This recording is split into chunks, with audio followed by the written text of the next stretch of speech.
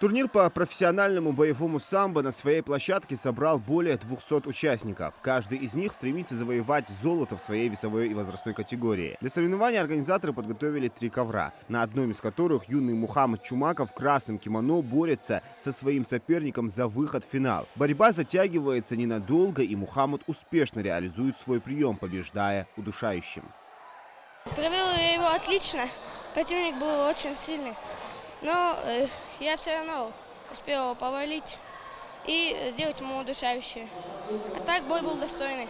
На другом ковре борьба проходит по контактной системе, где спортсмены активно используют удары руками и ногами. Это противостояние привлекает особое внимание зрителей, и в воздухе чувствуется напряженная атмосфера. Каждый сегодня поддерживает своих одноклубников. На турнире присутствуют представители всех регионов СКФО. Участники из соседних регионов высоко оценили ингушскую площадку. Очень хороший турнир на самом деле. Собрался весь почти Кавказ и сильнейшие соперники. Сегодня удача не на моей стороне. Тоже борец был сильный. Просто одну ошибку сделал, на 1 балл проиграл.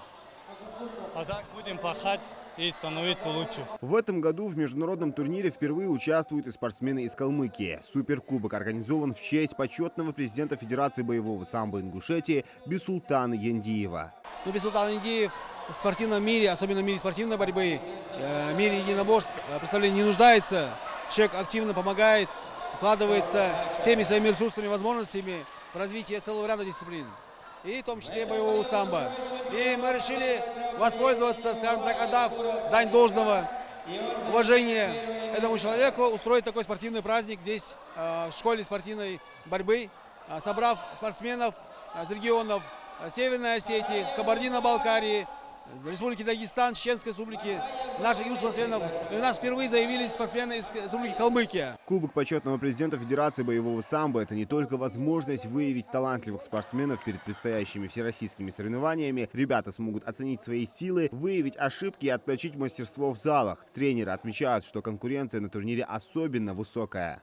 Очень хороший турнир, много ребят способных собралось, очень конкурентные и схватки, и бои проходят. Я сам являюсь судьей и тренером клуба. Ребята выступают, показывают хороший результат. Мы всегда с Кабардино-Балкарии приезжаем, поддерживаем. Нам здесь нравится, здесь хорошие схватки, достойные соперники.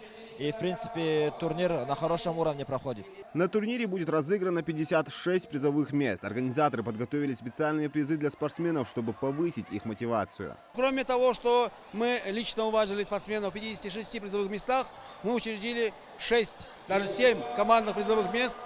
Это, соответственно, двум разделам мы установили 2 комплекта командных кубков. Ну и лучшая команда, та, которая наберет наибольшее количество баллов по итогам участия их спортсменов в обоих разделах, мы вручим тот самый кубок, суперкубок Бисултана Яндиева, как лучшей команде этого турнира. Самбо активно развивается в регионе, и ингушские спортсмены показывают высокую конкурентоспособность на всероссийских соревнованиях. Такие турниры, проводимые у нас дома, способствуют еще большему упорству наших ребят на тренировках и закаливании в боях. Зелимхан Калоев, Адам Гулоев, Молдгири Ахильгов, Магаз 24.